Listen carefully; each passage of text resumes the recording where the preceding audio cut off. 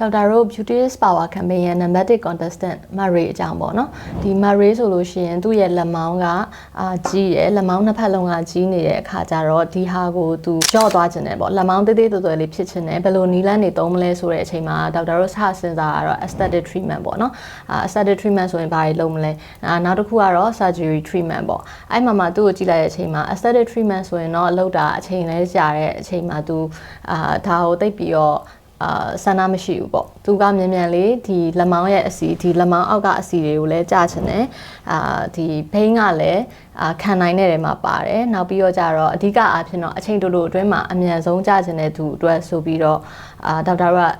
သူက surgery ကိုလုပ်ချင်တယ်ပေါ့နော်အဲ့ဒီအချိန်မှာဒေါက်တာကသူက surgery နဲ့တင့်တော်လားဆိုပြီးတော့ပြန်ကြည့်လိုက်တဲ့အချိန်မှာသူကလူငယ်လည်းဖြစ်တယ်သူ့ရဲ့လက်မောင်းရဲ့အစီကဘယ်လိုပြောရမလဲဒီ diet တွေလည်းသူလုပ်ကြည့်တယ်exercise လည်းသူလုပ်ကြည့်ရဲအဲ့အချိန်မှာဒါမကြသွားဘူးပေါ့နော်သူပြောသလိုအရင်တည်းကလည်းဒီလက်မောင်းကလူတိုင်းပြောတာခံနေရတယ်ဆိုတဲ့ဟာမျိုးဖြစ်နေတဲ့အချိန်မှာဒီလက်မောင်းကိုလည်းကင်ကြည့်တော့အစီပြင်လေးကတော်တော်လေးရှိနေဆိုတဲ့အတွက်သူ့ဆိုလို့ရှင်တော့တချို့ဆိုရင်ဒီလက်မောင်းကgenetic ဆိုလို့ရှင်ဒီလူတိုင်းက genetic အရာအစီစုတဲ့နေရာတွေတယောက်နဲ့တယောက်မတူဘူးပေါ့ဒါ ray ဆိုလို့ရှင် genetic အရာအစီဒီလက်မောင်းမှာစုတာဖြစ်နိုင်တယ်တချို့ဆိုပေါင်နေ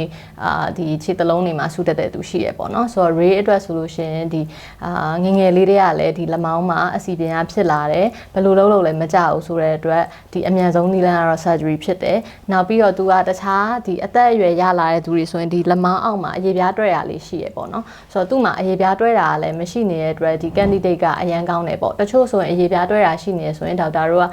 surgery အပြင်ကိုဒီလက်မောင်းအရေပြားကိုပြန်ဆွဲချုပ်ဖို့ပါညာစဉ်းစားရမျိုးရှိရပေါ့နော်ဆိုတော့ ray ကလူငယ်လည်းဖြစ်တယ်အရေပြားလည်းကျစ်လက်တင်းရနေသေးတဲ့အတွက်ဒီအစီပြင်ကိုထုတ်လိုက်တာနဲ့ဒီအပေါက်ရလေးတစ်ပေါက်ကနေပြီးတော့အစီပြင်ကိုထုတ်လိုက်တာနဲ့တင်သူ့ရဲ့လက်မောင်းလေးကငကိုတိုင်းပုံငကိုထပ်ပိုလှပြီးတော့ပေါ့နော်တေးသေးသွယ်လေးနဲ့ဒီလိုလက်ပြတ်တွေဝင်ရင်လည်းအရန်လှတဲ့လက်မောင်းလေးဖြစ်သွားမှာပေါ့နော်အဲအားကြောင့်မလို့ဒေါက်တာတို့ကဒီ contestant အနေနဲ့Marie ရဲ့လက်မောင်းလေးကတော့ဒီ surgery နဲ့ liposuction လုပ်လို့ရှိရင်တော့ဒီ arm liposuction ကတင့်တော်မယ်ဆိုပြီးတော့ရွေးချယ်ခဲ့တာပေါ့နော်ဒီ surgery လုပ်တဲ့အချိန်မှာလည်းဒီ Marie ကကြတော့ဒီပြောတဲ့ဟာတွေပေါ့နော် surgery မလုပ်ခင်စင်ကြင်ရမယ့်ဟာတွေ surgery လုပ်နေစဉ်တောက်ရှောင်းနေ surgery ပြီးမှလုပ်ရမယ့်ဟာတွေလည်းလိုက်ပြီးတော့သူတေချာလုပ်ပေးရပေါ့ surgery မလုပ်ခင်မှာလည်းဒါမလုပ်ခင်မှာအရက်တွေပါမတောက်ရဘူးဘာညာအဲ့လိုမျိုးရှိရပေါ့နော်နောက်ပြီးတော့ surgery လုပ်နေတဲ့အချိန်မှာဒီ pain ကဒါကလုပ်ပြီးခါစားမှာတော့ pain တွေရှိနိုင်တယ်ဆိုတဲ့ဟာမှာလည်းသူ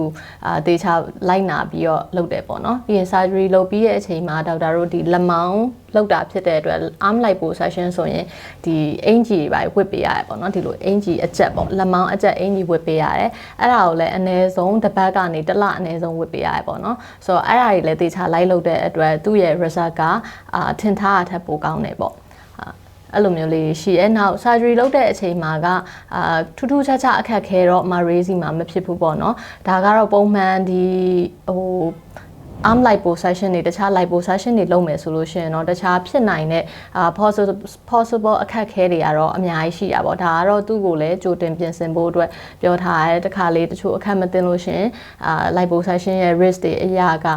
ဒီ fat embolism တို့ nerve injury တို့အဲ့လိုရနိုင်တာလေးရှိရဲနောက်ပြီးတော့တချို့ကြတော့အရေပြားရဲ့ elasticity မကောင်းလို့ရှိရင်ဒီလိုတွဲကြပြီးကျန်တာလေးတွေကို